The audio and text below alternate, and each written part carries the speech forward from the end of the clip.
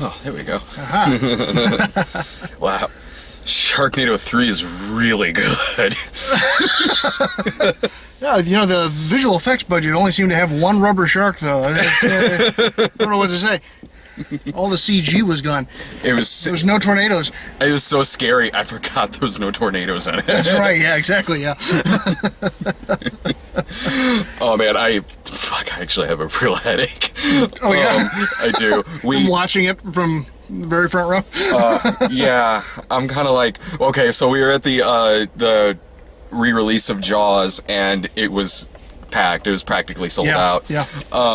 It was in one of the, not the smallest theater, pretty but small. one of the smallest ones in there. Yeah, it was small. It was needlessly small.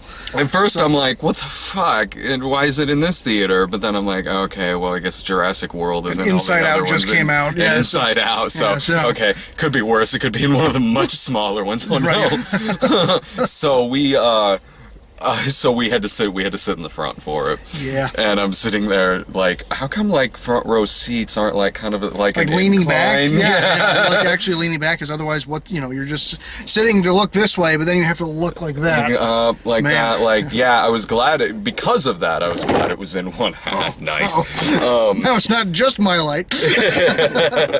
Because of that, I was glad it wasn't in one of the bigger theaters, because at least I didn't have to turn my head every time something happened. Right.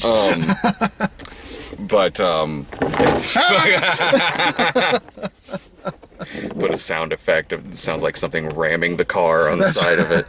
Land shark, oh no. Oh no, the land shark. I'm sitting there like, we sit in the theater, I'm sitting there looking up like this, and I'm like, oh, thank God I don't have some injury that causes neck pain. It's a good point, yeah. That would probably make this experience a little less than enjoyable. I was so glad to see Jaws in the theater. Oh man, that was awesome. I haven't seen it in the theater before. Never seen it in the theater either. Such a great movie. It invented the. I mean, the literature on this movie and how important it is just endless. But I mean, it invented the summer blockbuster. It was just one of the most awesome examples of a great horror movie. The simple concept of the save the cat people knows, but the monster in the house genre, of knowing that this is one little monster in the house, which is the island bay, and I mean it's so good. It holds up, man. It so holds up. Yeah. It really, really does. I mean, it's so great to watch this movie. You can see how this like really kicked off. Like, I mean, even it was a Fathom screening, so at the beginning of it, Ben.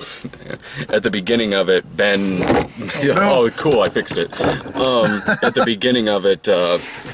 Ben Mankiewicz, the film critic, introed it like he did for like Wizard of Oz as well, and so I think he probably also did like Breakfast Club, but he introduced this movie too, and mentions all that, like that this kind of what, like, at the time, in 1975 this movie came out, it was kind of unheard of, sort of, that like here's this movie, it's being released in the summer, and nobody goes to see movies during the summer. Right, it was a relatively unknown director, not a hugely popular cast. I mean, Robert Shaw was probably the more famous of the three, I think. I think so. But I mean, not they weren't the big major stars of the time, So it was this weird little shark movie, whatever, we'll just release it in the summer. Nobody sees movies in the summer. We'll see what happens, And then no one goes in the ocean again. And then and it's so good. And I think it was so great is that, and you see this in time to time with, good monster movies, is that not getting a good look at the monster, and I think that's, clearly, the stories are all out there. The real reason for that is because the sharks weren't working. Yeah, they would sinking, or they just didn't float right, or the mechanism didn't work. Yeah. So they had to come up with these creative ways around it so that you couldn't see, you just saw it from the point of view, or you just saw like something in the water quickly go by, or so, and which ends up making it just incredibly suspenseful. Which makes it perfect. Which just makes it, just so awesome to think. It's a shark. It's a shark movie called Jaws. Yeah. But you don't see it. It's this stealthy killer that, it was the anxiety that you see in the actual people in the movie translates so well to real life. That there's a reason why people stopped going in the water. People were afraid to sit on the toilet seat. You know what I mean? Well, that's because of Ghost Shark. Well, Ghost Shark, yeah. Yeah,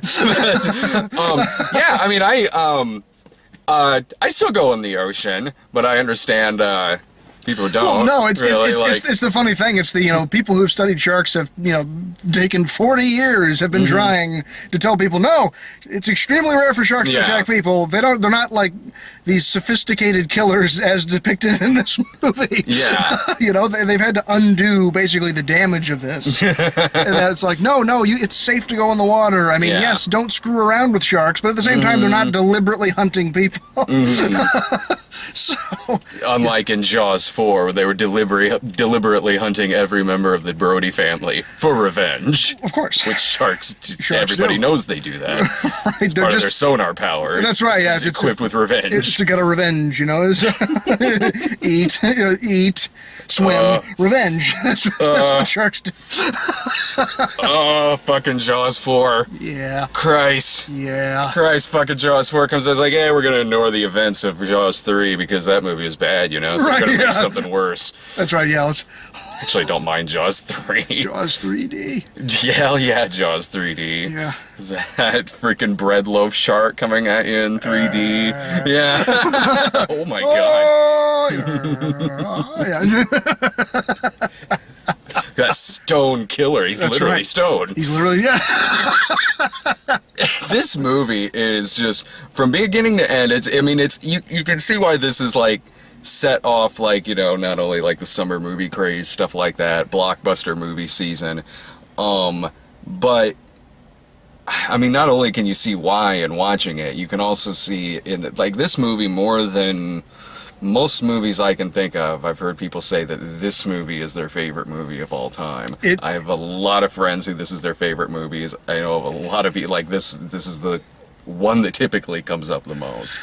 I mean, it's one of my favorite movies. I mean, I think I have a lot of favorite movies, and honestly, a couple of them are Spielberg films, I mean, because he's just really damn good. I mean, he, in doing what he has done in this movie and E.T. and, just, he kind of invented, literally academics in film school, it's New Hollywood. He was one of the main people that created New Hollywood, which was this departure from the major studio system into these, weird little indie kind of movies that are, this, and he and these two other troublemakers, George Lucas and Francis Ford Coppola. Yeah. Those were the three New Hollywood kids. And the big troublemaker, Michael Cimino. Oh my! But no, I mean that's this was this whole idea. This was new. This was a crazy different thing that the studios didn't really know what to do with. I mean, think 1975. I mean, they're only. The big studio picture was still kind of the norm. To have it come out. And I forget exactly when I mean, I'm sure I can look it up. Like when they would come out, it's probably like the holiday season was a big time for movies to come out. So it's like, all right, so here's a weird little movie. It takes place. It's a kind of a horror movie. Throw it in the summer. It's not what we're used to, and then it just sets off this revolution. And then everybody's trying to keep up after that. I mean, it's quite literally because of so many Jaws ripoffs that came out after this. Some of them still quite good. One of them still even has Robert Shaw in it. But what was that movie where it was like wasn't there a movie where like it was a completely different movie about other things, but at one point it has a shark attack in it? So they turned the movie and they advertised it just as Shark with Burt Reynolds. That's the one. I've seen that. Yeah, it's mostly like kind of a treasure hunting movie. That's not gonna do it. Yeah. If I remember right, it's been a while since I've seen Shark, but because it was it's like they because of the success of movies like this movie, they said let's just turn it and sell it as a shark attack movie. Whereas like you're right, most of the movies about something like a treasure hunting or something like that, and like what they need to get to is like kind of surrounded by sharks. Sure, okay. And an actual like stuntman died during the making of it, and so because 70s, like that was all over the advertising campaign for it. Yay, 70s! Even this movie does such great stuff too. Like, is even like when when the Kittner kid dies. Right, yeah. And you see all this stuff kind of around the town where they're kind of like sort of milking this a little bit, that like there's been a couple of shark attacks here, a couple of people have died, but like, you know, they're selling like shark teeth on the beach. There's arcade There's games. Shark Attack arcade games, yeah, shark memorabilia everywhere, you know. Oh yeah, exactly. It's, you know, it's not like, oh god, we need to get away from here. It's let's capitalize on that shit. People are still coming, they're just not going in the water. Right, yeah. This is also one of the few examples I can think of, too, where the movie is far superior than the book. Never read the book. It's, the book is, has a lot of weird stuff in it. Like, the book has, like, a mafia subplot. Oh, yeah?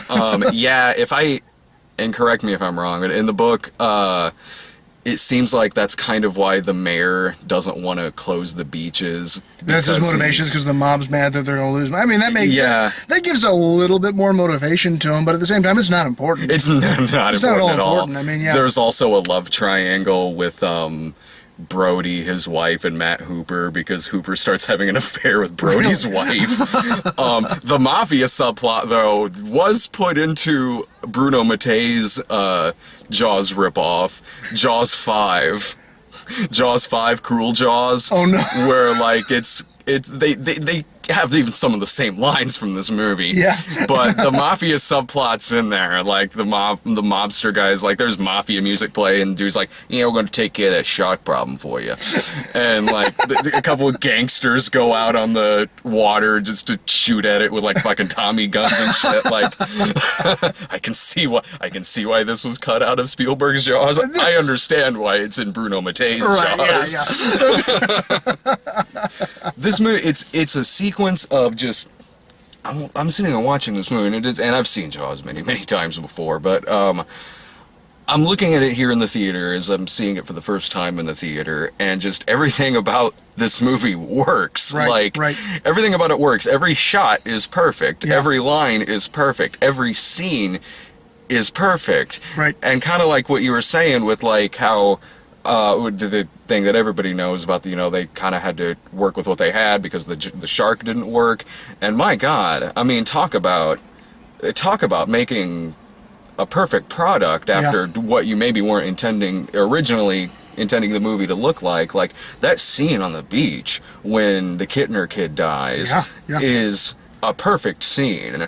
Well, it has that beautiful tracking shot, you know, where it comes in on Chief Brody and the world is moving back. It's that, those tracking shot, which, I mean, and just, it's just, film geeking out on it, realizing, oh my God, all these incredible things. And then, the suspense of knowing what's at stake. And, even though you don't see the shark, you know what it is. You know it's a shark. You know the danger. You know it's powerful. You know that it can kill. So, you see all those people and, the heavy woman floating. And I mean, it's like, all these things something Chief Brody knows. Happen. He knows that the shark is out there. He knows that he was told that he can't shut down the beaches. So he knows something's going to happen, and then it does. And it's this giant build-up of a scene between the soundtrack building up, between him looking and like something bad is going to happen, between the guy sitting in front of him talking to him, and you can see he's trying to look over and he sees some shit going on in the background. And then when that shark finally does attack, it's a pretty kind of far off wide shot that you still just kind of see in the background with the kid falling off, and the music kind of goes silent a little bit, and you just see this flapping around, you see a fin and all of this, and you're seeing it from the beach's point of view, and you're seeing like it's just quiet, and that's just there's something horribly bloody and grotesque going on just right there in the background. It's a perfect shot. It's a perfect scene. So many scenes in this movie so many shots, so much build-up. Like, everything about this movie is just how to do shit like this right. Right, yeah.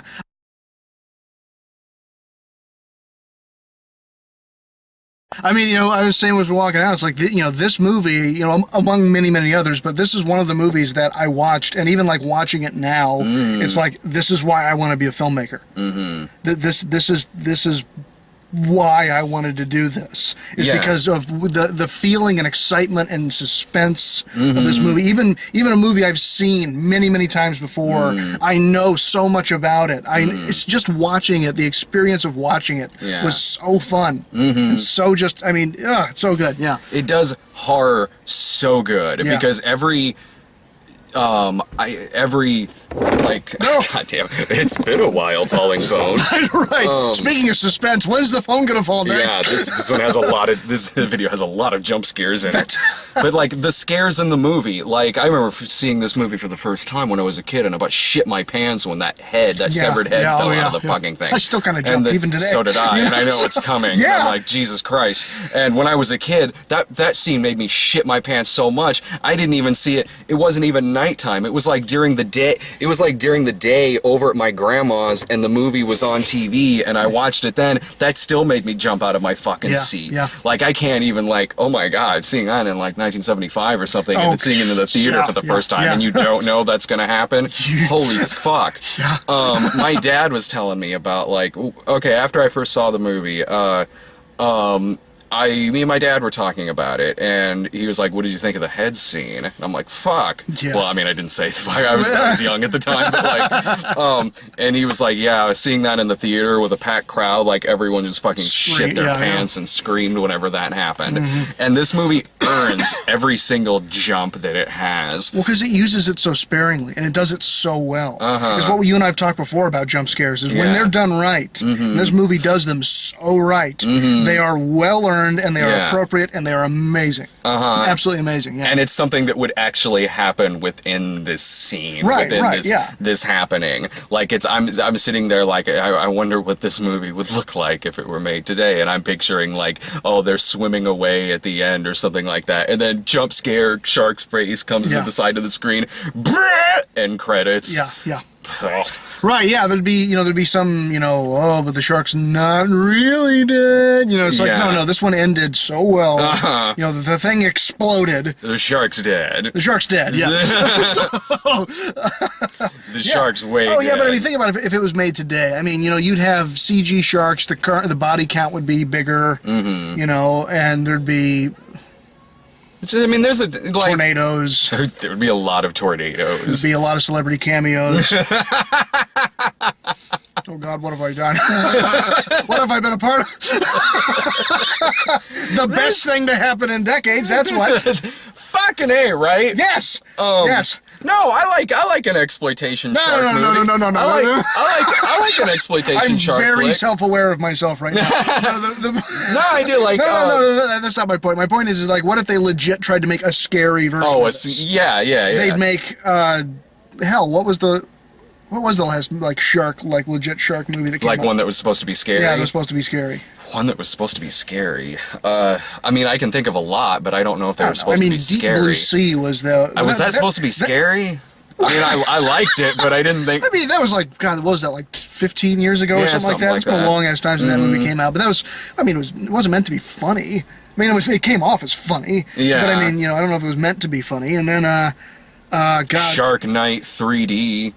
Yeah, there was Shark Night 3D. Shark Night 3D. Yeah, but I don't know. That was like just a slasher movie with sharks. Right. I'm trying to think. I mean, Open Water. Oh, okay, yeah. The thing is Open Water was... I like that movie. No, I like it too. So, I don't know if that's a good... I don't know. Maybe I think it is a good example. I think it is maybe a good example. It's a shark movie, and it's not supposed to be... But instead of going the more over-drama, or, specifically dramatized sequences that you saw in Jaws, you have a more... story of just kind of survival that has also sharks. Yeah, I mean, I would still classify it as a shark movie. Totally. But Oh, yeah. But I mean, the sharks aren't specifically the villain. Oh. You know what I mean? The villain is how are they going to survive? That's, Yeah. And the danger is that there are sharks. They're not being deliberately targeted by sharks because they're more so like real sharks in that they're just, occasionally nibbling on them, and occasionally nibbling on them is what is killing them. Yeah. So... It's an isolation film, a movie about being stranded and surviving out in the water. Right. And the creatures that are there, are sharks. Are dangerous, but the creatures aren't like deliberately like hunting them or attacking them or anything. I mean, like in Jaws, like in Jaws, like jumping on the boat coming after them. Yeah, that's the only one I can think of off the top of my head. Really, it's recent memory that was like straight up certainly a horror film and not like an action movie or a comedy or meant to be comedy. Yeah. So because I mean everything sci-fi does, there's a lot of sharks. There's a lot of sharks. They do tons of shark stuff, but at the same time, it's not meant to be. Or maybe it is. I don't know. I'll never work for them now. Well, it's not meant to be this. It's not meant to be this. It's meant to be more tongue-in-cheek and more to be fun. And kind of a fun, entertaining romp than it is like a serious, suspenseful, awesome thriller like this. Wait, do we make Card Shark? We could make Card Shark. There's still Card Shark. There still could be Card Shark. Yeah. But going along with the, talking about, like, the difference between, like, how they would do, like, a jump scare now and a jump scare in this movie, and I was thinking to myself why this movie works so much and why the recent big summer movie Jurassic World didn't really work for me. And I'm not even bringing that up just to rag on Jurassic World or anything. I mean, one, I saw it a couple of weeks ago, and two, it's pertinent to seeing this in the theater, both huge summer movies. And Spielberg has the influence there too, because I mean, obviously Jaws, and then he did the first two Jurassic Park movies, and this new one is very much akin to being a Spielberg film. So it is, and I haven't seen it yet. So I didn't. Well, I'm not gonna spoil anything, but like, are there dinosaurs? That's all I want to know is if there's dinosaurs in it. Sometimes. Don't spoil that. But, like, here you have Jaws, which is, like we've said, it's a simple story. There's a beach on this island that thrives on their business during the summer. A shark is killing people. They got to stop the shark. And then there's the asshole mayor who doesn't want to shut shit down and keeps, like, making trouble for him. Okay, really simple story. And then you have something like Jurassic World, which could be a very simple story. Like, it's a theme park. A monster gets loose and attacks people. But it's not. There's a bunch of other shit going on. There's a bunch of shit with, like, militarizing raptors, like, all this other kind of pointless stuff that, like, would maybe be in the Jaws book, but they were smart to cut out of the Jaws movie. Right. Like, so you have all that, and now it's just kind of complicated, but also, even with that being said, here you have Jaws, which... simple story, yes, but also very, very three-dimensional characters who you like them, you root for them, you want them to survive, you get everything they're saying, you get every angle that they're coming from, you understand their motivations on everything, you understand Quint's motivations with money and being out at sea, and why he hates sharks. Why he hates sharks. I mean, the guy hates sharks for a really damn good reason. I mean, it's not just like, a shark bit me once and I'm really pissed off about it. No, he was on the USS fucking Indianapolis. Yeah. I mean, the worst shark attack ever in history. I mean, that's a reason to hate sharks. Yeah. And you also have Matt Hooper, who loves sharks and has a reason for loving sharks. Sure, He's studied them. He likes them. He thinks they're cool and thinks they're interesting and likes them as good. I understand that. I like sharks. Right. Well, but also he appreciates the danger of them, too. Yeah. He's not going to go around. He's not like, no, we have to save the shark. It's a living creature that demands, its own rights. He's like, that shit needs to die. It's a huge fucking killer. And it's going to kill everybody if we don't stop him fucking, it's like, that's great. That's a good character. You get their motivation, I mean, and Chief Brody, he's such a great character too. And have his fear of water. I mean, just that's very simple. He just doesn't like to go in the water, period. He just doesn't like it. Like, it's not like, it doesn't even make that complicated. It's not like, there's a flashback scene where his uncle tried letting him swim and then he almost drowned and then, like, because it's real simple. He goes, isn't there, what his wife goes, isn't there a scientific term for why you don't like water? And he goes, yeah, it's called drowning. Yeah. You know what I mean? Yeah. Easy enough, doesn't like water. Easy enough, right? Why do you need to explain anything more than that? I get it. I now get him. And now, trying to protect his family, trying to protect his town. He overcomes that and goes out on the boat. He gets in the water and he blows up the shark. I mean, it's perfect. It's great. Yeah. He could, I don't know, even after this, maybe he still doesn't want to get in the water. Right. But if he can, but if he must, he will. Right, yeah, exactly. And then comparing that to the characters in Jurassic World, which don't work. which really don't work. I mean, the raptors are the most likable characters in the film. Well, because you understand their motivations, I suppose, right?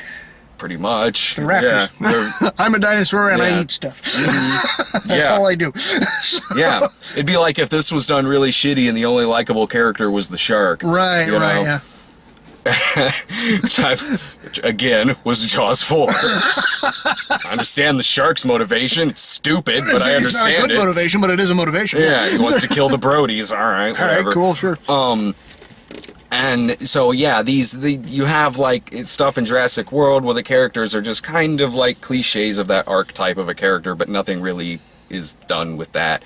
And here, like, you know, I mean, I like going to see horror movies. I like going to see action movies where you just, you give a shit about the people on there. And when somebody dies, it's tragic. Right, like, You're not actually going, yeah. I mean, I understand, like, there's always, like, one character in a movie where you're always kind of like, yeah, okay, cool, fine. Like, sure, I get that. Yeah. Oh, yeah, totally. But when all of your characters are like that, no. Yeah. And in this film, like, all three of them are great. Like, there's not one person on that boat where you're like, oh my fucking god, I just hope they fucking die. Yeah. And it seems like it's so easy, especially in so many movies we've seen, where they write that character off like that so that you want them to die, and then of course well, not even that. You just know they're gonna die because they're like, oh, what a shitty asshole character, and you know you're deliberately making him look bad so that way it's people can go, yay, he's dead, which is the whole opposite of the whole point of getting invested in a story. If I hear about shitty people, I don't care. It's like I don't want to. That's all that they're like. If that's all they are, shitty people. But like, if you're right. If it's interesting three-dimensional characters, you're invested in their story. I mean, you have a choice in watching these movies. So if you're if you're trying to get people to watch your movie and you're like, yeah, they're all shitty characters, but it's really fun to watch them die. That doesn't even work for me in slasher movies. Not really either, no, because, and I love it, like, the slasher movies I grew up on, the ones from the 80s, of course there would always be a couple of characters there where you're like, yeah, okay, that asshole's gonna get a machete in his head. Right. Which, okay, fine, like, yeah, it's a slasher movie, alright, you expect that out of really any slasher movie, but then when it came to the point to where, like, they started making slasher movies and every single goddamn fucking character was some piss-ant douchebag, my god, I don't want to watch your fucking movie. Right. Like, the Friday the 13th movies I thought were always very good at having actually pretty fun characters in them. Like, they're going to end up dying because it's a slasher movie, but you still have to spend a movie with them. Exactly, yeah. Right. I mean, that's the whole point. I mean, of good character writing is you have to be invested. If there's no investment, even in the slightest bit, there's no fun in watching the movie, and there's no if there's no investment, there's no attachment, and you don't care what happens to them. And if you don't care what happens to them, whether they live or die, there's no point in wanting to watch or give a shit anymore, because I don't care. I mean, you're right. Those three characters, all of them, Brody, and Hooper, you understand them, because, one's a family man, the other's a scientist. But then Shaw, you really understand who he is. He saw so many of his friends be killed by, I mean, you get it. You understand what they're there for. You feel for them. You're like, holy shit. Every single one of them, I can identify with these characters and what it is their motivations are. Yeah. I want to see them succeed, or I want to see what happens to them. I want to follow them. I'm worried about them. And then, when Shaw is killed, it's, oh my God, there's an impact there. Yeah. It's not like, oh, they finally killed the fucking sea captain off, good. Yeah. When he destroys that radio, from his point of view, you get it. Yeah. Like, you get it. Like, he wants to kill this fucking thing. Yeah. Like, he doesn't want anyone else out there. He doesn't want to leave. He doesn't want to do anything else. He just wants that motherfucker. Right. Like, right. It's a vendetta, and it's you get it, why, so. It has little moments in it too, to even beyond the situation that's going on, that it totally humanizes these characters in the sense that, like, okay, like they're on the boat and Hooper and Quint they're arguing with each other. They come from different worlds. They come from different societies and upbringings and stuff like that. So they're kind of at each other's throat a little bit. But then the movie actually shows these two characters, like, at night when they're on the boat and they're having some drinks and they're just kind of being, people. And, and they're comparing scars. Yeah. They're very literally comparing old stories of the shit they've been through and why they're the experts that they are. They're finally bonding. And there's even that moment where Chief Brody kind of lifts up his shirt. There's that bullet wound wound there, but he never explains it. But he doesn't need to. And that's what's so good about it. The storytelling there is he didn't need to go, hey, what's that scar? And he goes, oh, well, I was working a precinct and I got shot by some kid. Or, something like that. He didn't need to. Yeah. The subtlety of it is there and it works. It works so well because, again, that's not important. It's not important to know exactly how that wound was there. It's just he's proving, too, that, he's seen shit, too. And he's not, he's out of his element because he's on the water and that's not where he wants to be, but he can handle himself. He's seen shit, too. And it could be that he looks and he's like, the story's not very good. That's right. I fell down the stairs. I was up late at night and I turned a corner and the kitchen table caught me right here. Hurt like a bitch. So had to get 3 stitches and all I was trying to do was get a sandwich. I mean, goddamn. But did you save the sandwich? That's the real tragedy. I never got the sandwich. The first time I met our friend Erin, it was she was working at the Walgreens and I was this was when Dave and Nick were living together over on 6th, and I was when I was making myself a sandwich and just accidentally just sliced the fuck out of my finger. There were no Band-Aids there, so I just paper towel, tape around and stuff like that. Walked down to Walgreens. Erin's there, oh my God, what happened? I'm like, oh, I was cutting open a sandwich and you just sliced right over. She's like, Did you at least save the sandwich? I did, and it was delicious. It was delicious. There's an old lady behind me, horrified. And then, months and months later, when I ran into Erin, because she was friends with Bianca, and then I'm like, I recognize you. It's like, were you in the Walgreens with a sliced finger? And I'm like, yeah, you asked about my sandwich.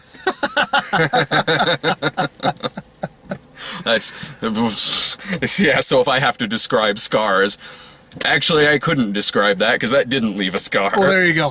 So yeah. I had this here, ran into a car jack. Just 3. Yeah, we all got toddler injuries. I got one right here, up there, and that's about it. You can't see them at all. Well, if you go by Cinema Snob lore, I got this because the budget on Heaven's Gate ran too high and they had to shave half my eyebrow because of the extensive eyebrow waxing budget. It was a line item, but we kept it in there. I think this is, I think it's showing again on Wednesday. Nice. So if you're on Patreon right now and watching this, you still got Wednesday to go see it. It's worth it. It's so, I mean, even if you like us, we both, I've seen this movie many times. Many times. Great movie. One of my favorites. It was so worth it seeing it on the big screen. Even seeing it with my neck craned out. Just because Just because it's such a good movie. Yeah, it's Jaws. I can watch it looking up like that. I've seen worse movies looking up like this. Fucking I had to sit there like that for the last Twilight movie. Right. If it's a great fucking movie, all right, I can do that. I can sit there looking up, turning my neck, shit like that. If you're watching this on the site though, after I put it up, sorry. Go rent it. Go rent it and go find somebody with a huge TV, and then sit up right next to the TV and look like this. Just like our experience. Exactly like our experience. Or hell, watch some Jaws ripoffs, man. Watch Great White. Watch this wasn't a ripoff; it was made first. But watch Shark with Burt Reynolds, or Shark's Paradise. That's Jaws meets Miami Vice. That's kind of fun. That's 80s, by the way. There you go. That's probably that. I like the kinds of movies where you don't even have to say what decade. Yeah, exactly. No, I don't think anybody was looking at that going. I wonder if that was. Yeah, no, I don't think. They knew. So some of the sequels I don't mind. I like Jaws too. I don't know if I probably have. It's been a long time since I've seen it though. I mean, it's not as good, but how fucking could it? But I mean, it's sure right. It's still a simple enough story. It's there's another shark back. Right. Yeah. Right. it suffers from a little bit from not having like Matt Hooper back in it a little bit again. Right. But yeah, that's right. It's a long time since I've seen it. I like Jaws too. So, I mean, I have to go check it out again. If you go see like a 3D screening of Jaws 3, or you watch a 3D copy of it, it's fun. Yeah. Cheesy 80s 3D movie throwing shit at the camera. Jaws 4 sucks. Jaws 5, sorry, Bruno Mattei shark movie that lifts footage from The Last Shark, aka Great White. Like, I don't think Bruno shot this scene of the shark pulling down a helicopter. It also uses the Star Wars theme in the movie, too. Awesome. Fantastic. All right. Well, yeah, check it out. I'd say check it out. If you I get the recommend chance. the Yeah, movie. I mean, yeah. I definitely recommend the movie. If you're available Wednesday to go see this, go see it. Yeah, go see it. Coming up, let's see, a couple days, there's Max and Ted 2. I'm not sure what the next week is. In terms of, like, the re-releases, there's Sharknado 2 of Rift Tracks. Woo! Yeah, hell yeah. Hell yeah. And I know they're re-releasing Grease. And, like, Rift Tracks, Miami Connection. Right, Oh, there's a few others. Cool. But definitely, see Jaws. Yeah. I think this one's going to be around for a while. One of the best movies I've seen of the year. I'd say so, too. Yeah, I agree. See ya.